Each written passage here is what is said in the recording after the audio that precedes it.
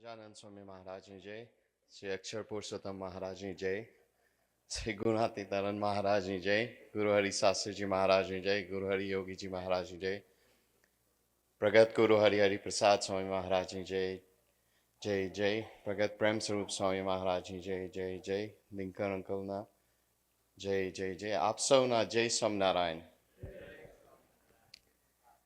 आप सबको देख को आपका दर्शन हुआ तो मुझको बहुत आनंद आती है।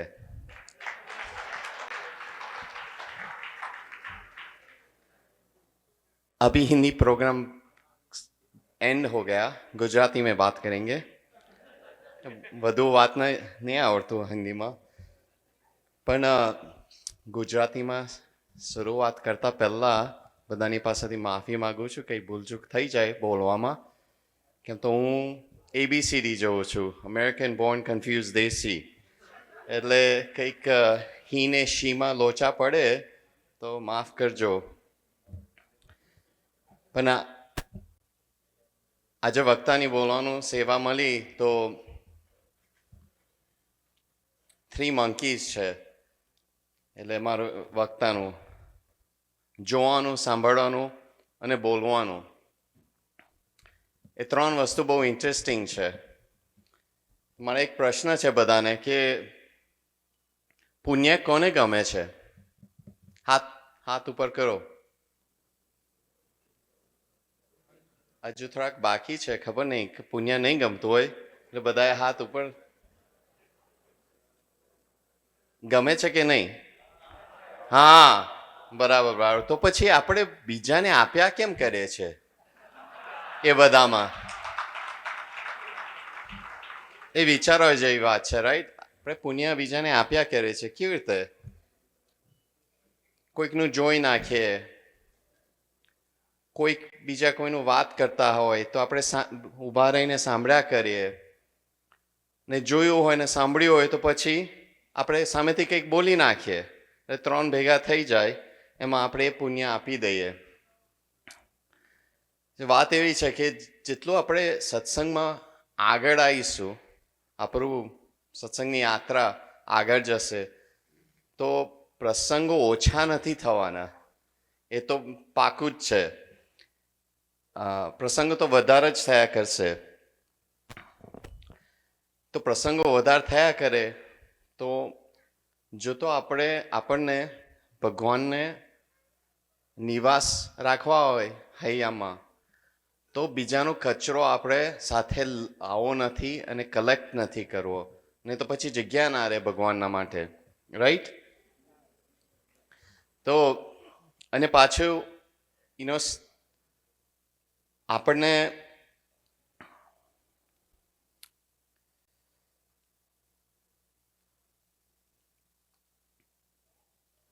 બીજી એક બી ઇન્ટરેસ્ટિંગ વાત છે, જો મહારાજની દ્રષ્ટિ હોય આપણી ઉપર તો પ્રસંગો બને, રાઈટ? યા. અને પ્રસંગો ના બનતા હોય તો એવું નથી કે મસ્ત જીવન સારું છે, ચિંતા કરવી પડે, કેમ તો પછી કદાચ ભગવાને આપણને લિસ્ટની ઉપરથી નીચે મૂકી દીધા હોય કે આ થોડુંક લોસ કેસ છે, હું પછીથી આવીશ એની પાસે, બીજાને સુધારો કરીશ, એટલે એ બી ચિંતા કરવી પડે કે પ્રસંગો ના થાય, બધું સ્મૂધ એન્ડ ક્લિયર થતું હોય તો કંઈક ચાલી રહ્યું છે, એટલે કંઈક ખોટું બી કરતા હશે આપણે. પણ મેઇન થિંગ છે કે તમારા બધાનો ખ્યાલ નથી, પણ હું આ ધરતી ઉપર પુણ્ય લૂંટવા માટે આવ્યો છું, બીજું કંઈ જ નહીં. એટલે મારે પાકું કરવાનું છે, બીજાનું કલ્યાણ પછીથી જોઈ લઈશું. પણ એનું મિનિંગ નથી કે હું નપાસ થઈશ. નપાસ તો થયા જ કરીશ, છેલ્લો શ્વાસ લઈશ ત્યાં સુધી, એ તો પાકું જ છે. પણ એના માટે બી ઘણી વસ્તુઓ છે. ગુરુનું અને સંતનું સમાગમ, સભા ભરવાનું, અને રાતના આપણે શું કરવાનું? સ્વાધ્યાય કરવાનું, માફી માગવાની કે જે કંઈ ભૂલચૂક થઈ હોય, કોઈનું જોયું હોય, કોઈનું બોલી નાખ્યું હોય, તેને ભજન કરીને માફી માગી લેવાની. એટલે એનું બી રેસિપી છે. જેટલું વધારે સેવા કરીશું એટલું વધારે ઘસાવાનું થશે. એ તો ગેરંટી છે. અને શિબિર હોય, સમયો હોય, મંડળ મોટું થવા મળે, ઘસાવાનું તો થયા જ કરશે. અગેન ઘસાવાનું ના થાય તો ચિંતા કરવી પડે, કેમ તો મહારાજની દ્રષ્ટિ આપણી ઉપર નથી. તો હવે થોડુંક મારો અનુભવની વાત કરીશ. આ થોડુંક જુદું લાગે છે, કેમ તો નોર્મલી આ માઇક્રોફોન છે તેની બીજી બાજુ પર હું હોઈશ, આ બાજુ પર નથી હોતો. પણ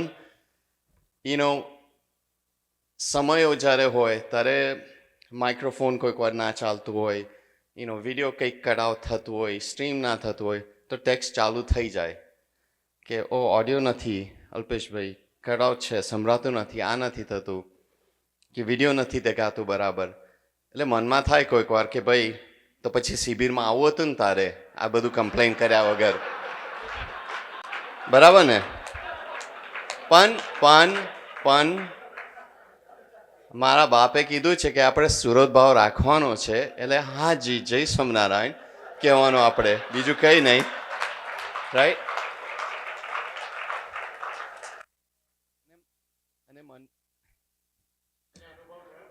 હા જો અને મંડળમાં બી એવું થયા કરે, એટલે ઘસાવાનું તો થયા જ કરશે. પણ હું ખરેખર માનું છું કે હું બહુ ભાગ્યશાળી છું.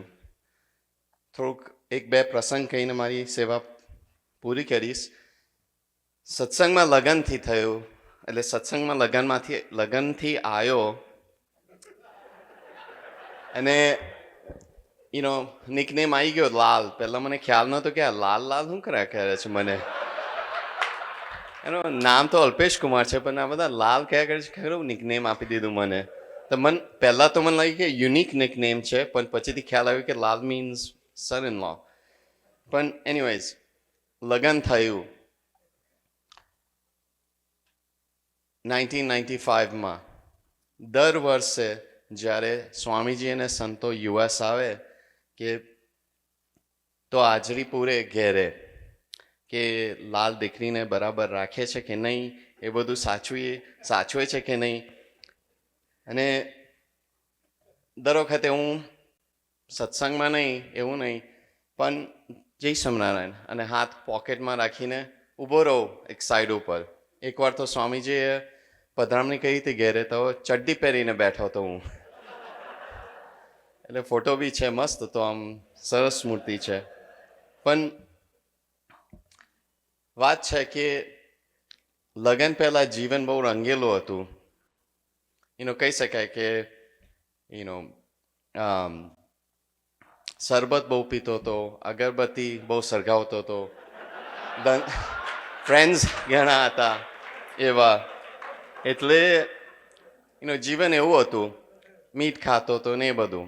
હું તો બ્રાઝિલમાં મોટો થયો, એટલે બહુ ઇન્ડિયન કલ્ચર હતું જ નહીં. આ તો ગુજરાતી થોડુંક આવડે છે, કેમ તો સત્સંગના લીધે, બાકી તો કંઈ આવડતું જ નહોતું મારે. તો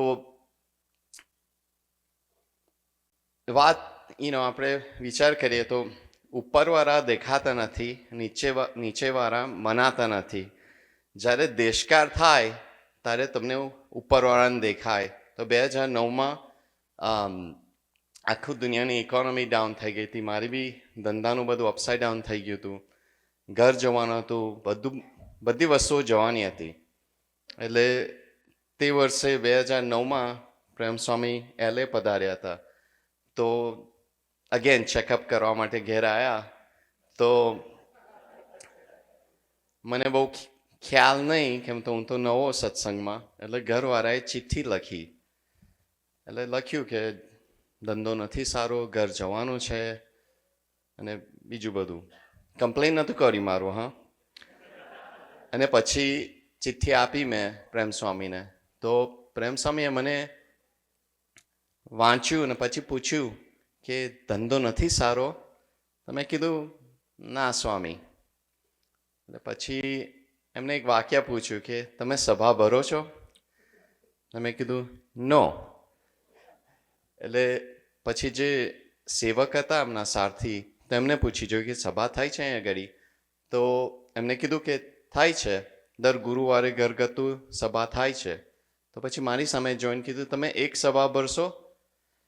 મેં કીધું વાય નોટ, કંઈ કામ ધંધો નથી, મારા વિચારોથી તો આ ખાડામાં પડ્યો છે, ચાલો ભગવાનના વિચારોથી કંઈક ટ્રાય કરીએ, ઉપર આવશે, કંઈક તો ઉપાય થઈ શકે, રાઈટ? એટલે એમાંથી સભા ભરવાનું શરૂ કર્યું મેં. તે દિવસથી એક સભા મેં ચૂકવી નથી. તે દિવસથી મેં મારા ધંધાનું ચિંતા નથી કરી. કોવિડ આવ્યું, કંઈ થયું જ નહીં. એકચ્યુઅલી મારું ધંધું વધ્યું કોવિડ વખતે, અને ગવર્મેન્ટવાળાએ થોડોક વધારે પૈસા બી મોકલ્યા પહેલાં પેરોલ પ્રોટેક્શન પ્લાનના લીધે ને બધામાં. પણ મેઇન છે કે જે આદતો હતી, જે જીવન હતું, જે વિચારો હતા, તે બધા બદલાઈ ગયા. કેમ તો મને ખ્યાલ આવવા મળ્યો કે જે જોવાનો, જે ખાતો હતો, જે જોતો હતો, જે બોલતો હતો, જે કોઈક વાર ગુસ્સો આવે, ઇરિટેટેડ થઈ જાય બીજાની ઉપર, એ ઓછું થવા મળ્યું સત્સંગના લીધે. તો એનું એટલે હું બહુ ભાગ્યશાળી ગણું છું મારે કે સત્સંગમાં ના હોત તો કયું જીવન મેં કાઢ્યું હોત. હવે આગળ જતા છેલ્લો એક પ્રસંગ છે, એ થોડુંક ફની છે કે અનિલ મુખી આવ્યા હતા લોસ એન્જલસ. તો સ્વામીજી એમને કીધું હતું કે તમે ફરતા ફરતા બધાને મળો અને ગોષ્ઠી કરો બધાને. તો પછી એલે આવ્યા હતા, તો મેં એમને પ્રાર્થના કરી હતી કે તમે તો પછી ઘેરે પધારો, આપણે સભા રાખીશું અને બધાને તમે થોડુંક લાભ આપજો. તો જ્યારે એમને લાભ આપ્યું ત્યારે એમને એક વાક્ય કીધું કે આપણે ભગવાનના સ્વરૂપ કહેવાય. એટલે પછી વિચારમાં પડ્યો નેક્સ્ટ ડે કે એનું મિનિંગ શું છે. બેસિકલી એનું મિનિંગ છે કે જો તો હું એક્ઝામ્પલ જુઇશ હોય અને કોશર ખાવાનું ના ખાઉં તો પછી આઈ ગેસ ઇટ્સ ઓકે કે ના ખાઓ તો ઇટ્સ ઓકે. જો તો આ મુસ્લિમ હોય ને લોકો ડ્રિંકિંગ કરે કે પોર્ક ખાય, ઇટ્સ ઓકે કે એ લોકોના સત્સંગમાં એ બરાબર ચાલી જાય. જો તો હું સભાને ઓર્ગેનાઇઝ કરતો હોય અને બધાને કહેતો હોય કે આપણે સભામાં આવો, આપણે આવું કરવાનું છે, આ વચનામૃત વાંચવાનું છે, આ બધું કરવાનું છે, અને કોઈ મને બીજે કશેક જોઈ નાખે કે ડ્રિંકિંગ કરે છે, કે આવું ખાય છે, કે આ બધું કરે છે, તો આઈ ગેસ વાયડીએસમાં બધું ચાલ્યા કરે. ઇટ્સ ઓકે, આ તો બધું કહેવા પૂરતું બધું છે. એટલે આગલે દિવસે મનમાં થયું કે હું અહીં બેઠો છું અને જે બધા સભામાં હતા, મારા નાનું મંડળ એટલે 30 જણ સભામાં બેસે, એ બધાએ કદાચ એની જિંદગીમાં ખાધું બી નહીં હોય, પીધું બી નહીં હોય, કે અગરબત્તી બી નહીં પીધી હોય. તો હું કોણ છું એ લોકોને કહેનારો કે તમે આવું કરો? પહેલાં મારું પોતાનું કહેતે કે ગુજરાતીમાં દાઢી ઓલવી પડે બીજાને કહેતા પહેલાં. એટલે આગલે દિવસે મેં ડિસિઝન લઈ લીધું કે ઘરવાળાને કહી દીધું કે આપણે લસણ ડુંગળી બંધ કરી દીધી, મીઠ ખાવાનું બંધ કરી દીધું, પીવાનું બંધ કરી દીધું, બધું ફિનિશ કરી દીધું. આપણે જેવું નિયમો છે આપણા સ્વામિનારાયણ સંસ્થાની પ્રમાણે એવી રીતે જીવવાનું છે. એટલે એ એક ઇન્ટરેસ્ટિંગ હતું. તો પછી તે વર્ષે 2014 હતું, તો પ્રેમ સ્વામી સેન ફ્રાન્સિસ્કો પધાર્યા હતા અને આપણું 2015નું સમય હતો. તો ઇન્વિટેશન માટે બધાને આમંત્રણ આપવા માટે આવ્યા હતા.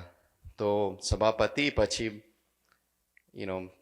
બધાને બોલાવતા હતા સ્ટેજ ઉપર આમંત્રણ આપવા માટે અને કંઈ પૂછવા માટે કે સેવા કેટલી કરશો તમે ધીમે ધીમે.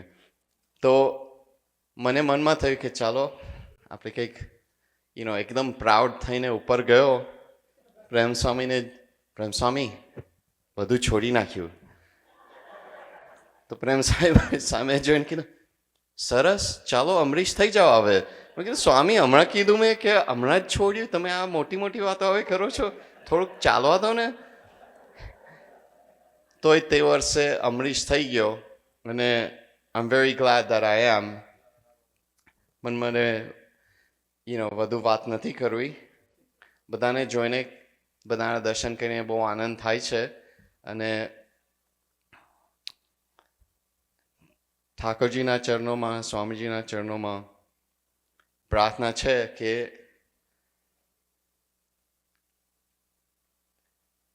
મને બળ અને સૂઝ મળે કે વાણીને વર્તનમાં હું નપાસ ના થઉં અને જે સ્વામીજીની આજ્ઞા છે